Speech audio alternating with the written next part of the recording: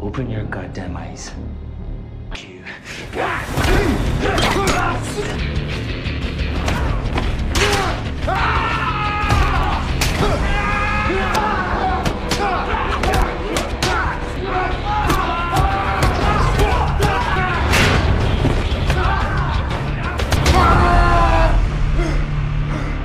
Halo guys, kembali lagi bersama saya Stephen di channel Broview.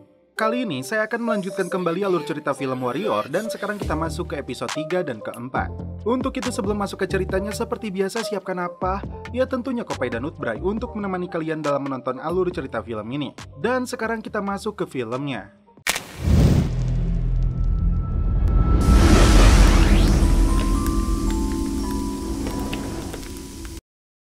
Di awal film, Larry datang menemui Mercer. Karena ketua buruh Irlandia ini mengetahui Mercer mendapatkan kontrak eksklusif untuk proyek jalur kereta gantung dari pemerintah kota San Francisco. Mercer paham Larry datang untuk menekan agar memberinya lahan pekerjaan untuk para buruhnya. Karena itu, dia menawarinya 100 lowongan pekerjaan saat proyeknya dimulai. Tapi Mercer meminta satu syarat kepada Larry untuk mengendalikan gajinya. Larry setuju, dan setelah itu rotinya dia capluk juga. Sham yang diberi nama John oleh Lee dibawa ke pengadilan dalam kasus pemukulan terhadap 2 orang buruh Irlandia.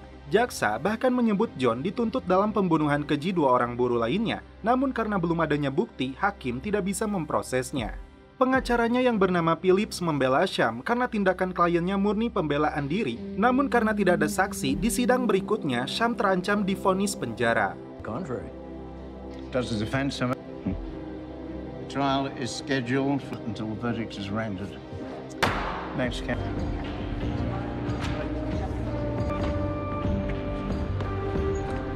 Di luar persidangan, Larry mengungkapkan ketidakpuasannya karena dia ingin Sham mendapat hukuman lebih. Watching the wheel of a double homicide. Well, the assault charges. Maybe you can talk to the prosecutor, cook up some grounds for a new judge. We may as well skip the trial and get right to the sentence. Seorang manajer kasino bernama Ji Huang menyetorkan hasil bisnisnya kepada Mai Ling. Karena jumlah pengunjung semakin bertambah, pria ini mengusulkan untuk merombak ruang bar agar bisa menempatkan lebih banyak meja judi. Karena keputusan sekarang berada di tangan Mai Ling, Ji Huang tidak perlu persetujuan lagi dari Long Zi. Liong lalu memberitahu Mai Ling jika kakaknya saat ini sedang ditahan oleh polisi. Penny menemui pengacara Philip di sebuah bar untuk menegaskan pria Tionghoa itu tidak bersalah. Namun Philip tidak bisa berbuat banyak karena tidak adanya saksi yang meringankan Sham. Meskipun Penny bisa bersaksi, namun statusnya sebagai istri wali kota dan isu ras yang sedang mencuat justru akan menimbulkan masalah baru. Selain itu, Buckley mengancam Philip akan kehilangan pekerjaannya jika ngotot membawa Penny dalam kasus ini. Philip sepertinya tidak punya pilihan lain, dan tampak keduanya memiliki hubungan dekat sebelum Penny dijodohkan dengan wali kota. Sebagai bagian dari kesepakatan dengan ketua buruh itu, Bill memasukkan 3 orang Irlandia satu sel dengan Sham. Dan selanjutnya, ini yang terjadi. On.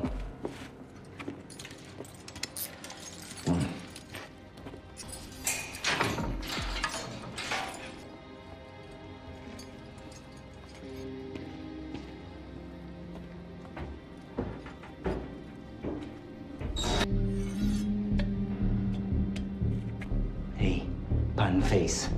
Open. Fuck you.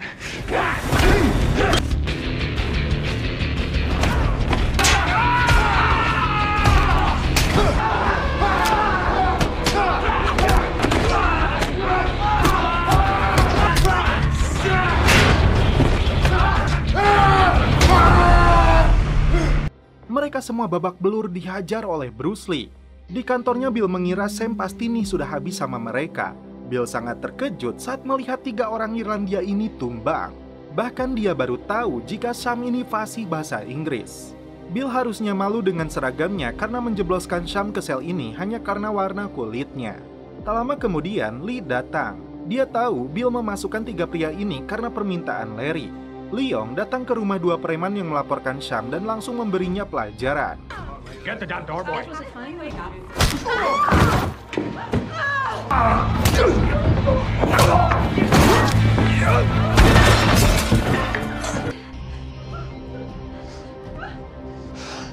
What the fuck is this?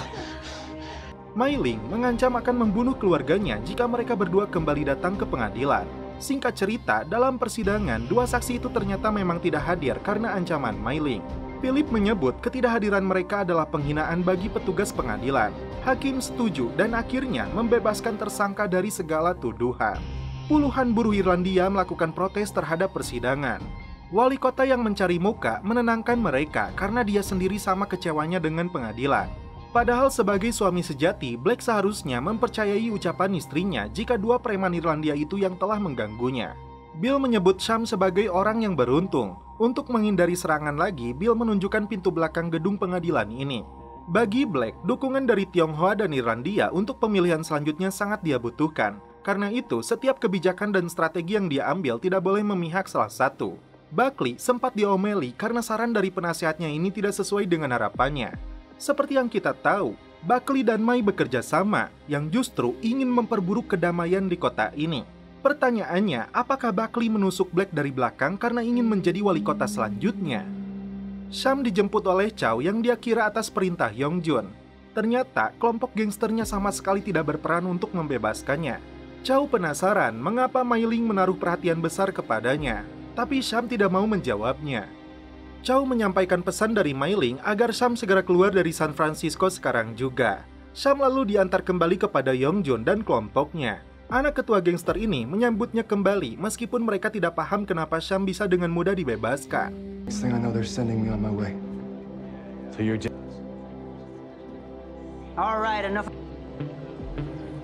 Larry datang ke sel karena penasaran pria ceking itu bisa mengalahkan 3 anak buahnya. Mereka menyebut dia ibarat iblis yang bergerak sangat cepat.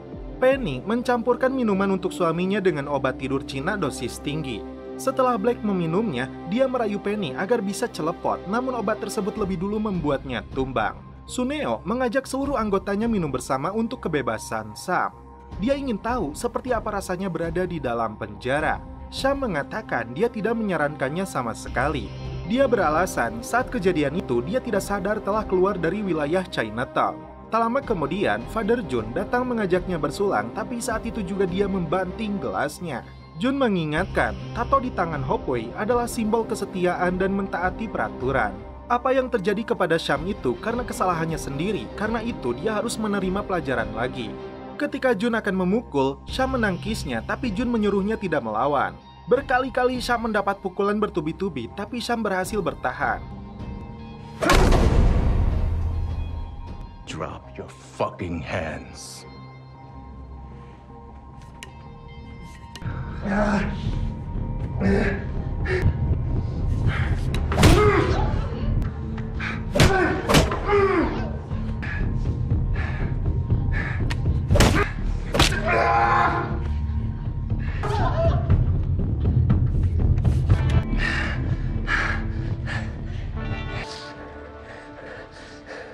good. Drink.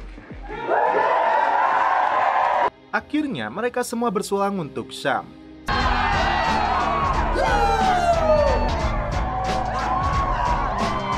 Setelah perayaan itu, Toy mengobati lukanya Sham. Ada hal yang dipahami Sham saat berada di wilayah orang kulit putih, yaitu mereka menganggapnya sebagai ternak.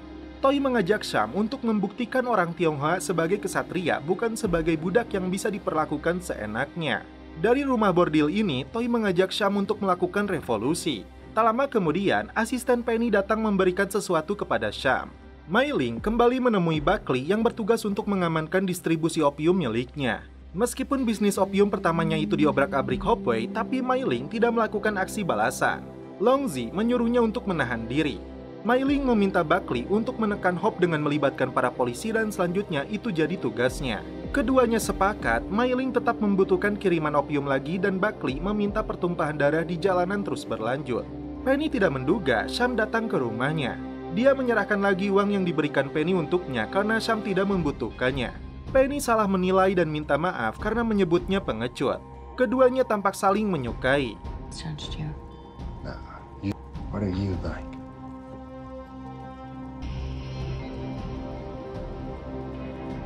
You have a good night. I don't think you're a coward. Larry dan anggotanya datang ke rumah dua buruh saksinya itu. Larry mengusir mereka dari San Francisco dan setelah itu rumah mereka pun dibakar. Who's that out there? On fire. Take your family and leave San Francisco tonight.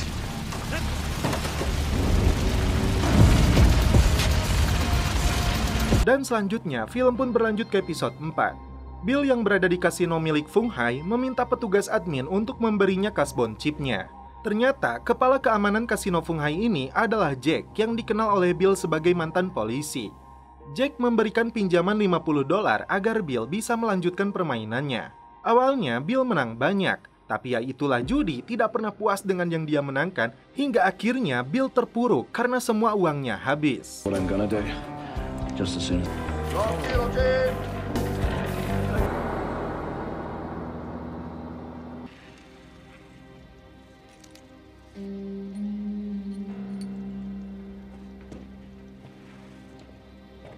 Table's rigged. Spoken like a true gambler.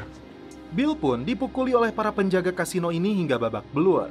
Dia hanya punya waktu 3 minggu untuk melunasi hutangnya. Jika tidak, Jack akan menyisakan tulang dari tubuhnya. Saat anggota gangster Hopeway sedang makan siang, Bolo menancapkan pasak rel keretanya di atas meja. 10 tahun lalu, Bolo bekerja di proyek jalur Trencon di Utah, Amerika. Kala itu, Bolo yang dijuluki setan kuning bertarung dengan pria kulit hitam. About 10 years. Low demon.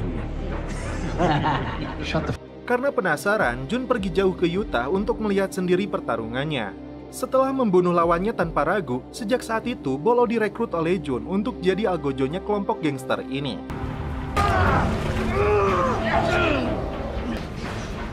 It was just another game for the boy.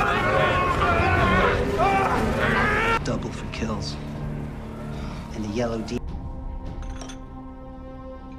Which our Bolo's back. So we bought him. Kid yourself.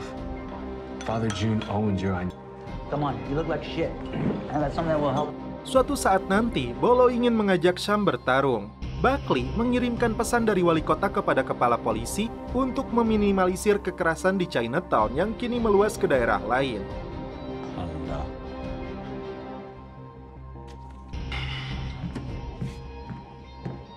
Sementara itu, Leong terlihat sedang bertarung dengan beberapa orang dalam rencananya untuk melakukan rekrutmen anggota baru.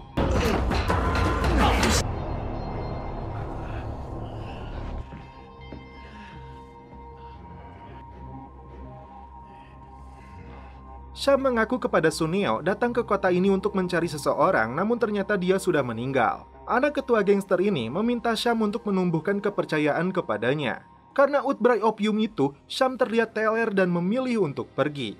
Sementara itu, Mei Ling membeli sebuah pistol mini dari Chow yang dapat disembunyikan di balik lengan bajunya. Selain itu, Mei Ling meminta Chow mengatur pertemuan dengan kelompok Fung Hai.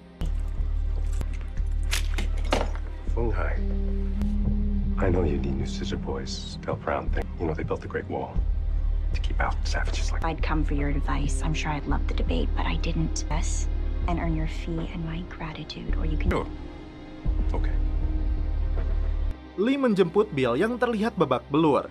Bill mengaku dipukuli saat tugas shift malam karena istrinya tidak tahu suaminya ini senang berjudi. Setelah wali kota tidak ditemukan di kantornya, Buckley tancap gas ke rumah bordil dan ternyata benar saja Black sedang in the hoy di sana. Di saat yang sama, kepolisian San Francisco melakukan penggerebekan ke rumah bordil Tionghoa ini. Para pria hidung belang yang sedang jalan di lokasi ini langsung ditangkap. Seorang penjaga sempat mengayunkan kapak ke arah Stone, lalu ini yang dilakukannya.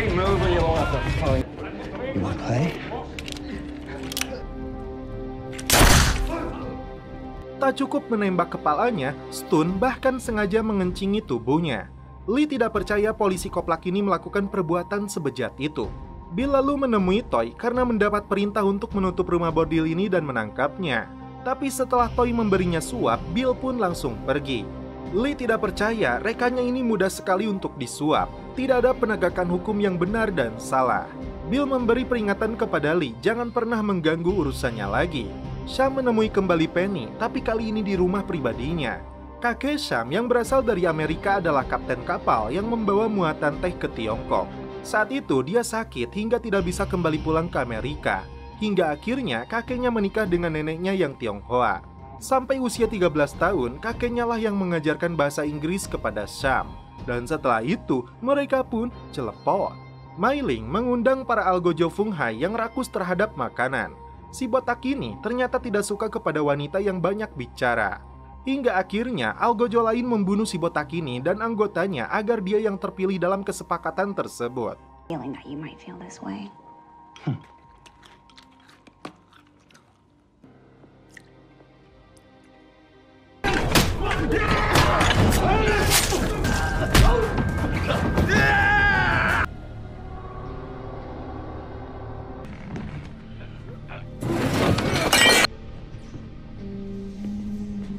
So, I understand you have a problem. Mei dan Leong memanfaatkan orang Fung Hai ini untuk mengakhiri sesuatu. Maybe. Sham mengaku dirinya terpaksa bergabung dengan Hope Wei saat turun dari kapal, padahal tujuannya adalah mencari saudarinya. Sedangkan Penny dijodohkan oleh ayahnya dengan Black untuk menyelamatkan perusahaan ayahnya dari kebangkrutan. Puluhan Tionghoa yang ditangkap berada di kantor polisi. Tindakan ini bagian dari ide agresif Chinatown oleh wali kota. Rambut panjang mereka dipotong, padahal itu sama saja menghina seluruh etnis Tionghoa. Karena rambut itu sebagai simbol harga diri. Lee mengingatkan dekret kaisar jika rambut kepang ini sudah menjadi keharusan mereka. Para pejabat pemerintah dan kepolisian ini berfoto bersama agar berita ini menyebar ke seluruh kota San Francisco.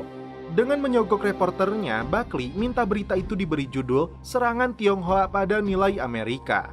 Keluar dari rumah kekasih barunya, Sham sudah ditunggu oleh Mei.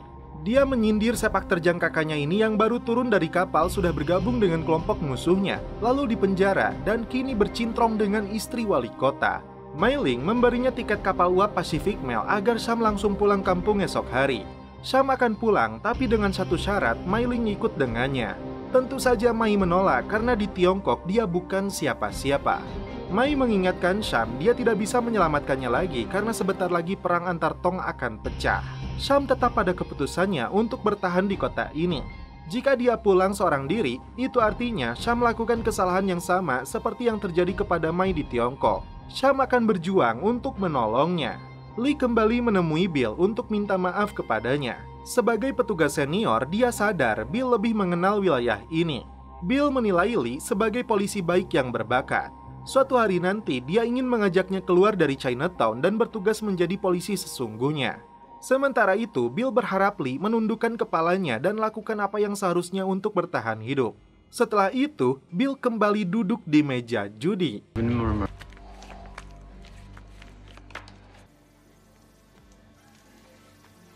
Dan setelah itu, film pun berlanjut ke episode selanjutnya.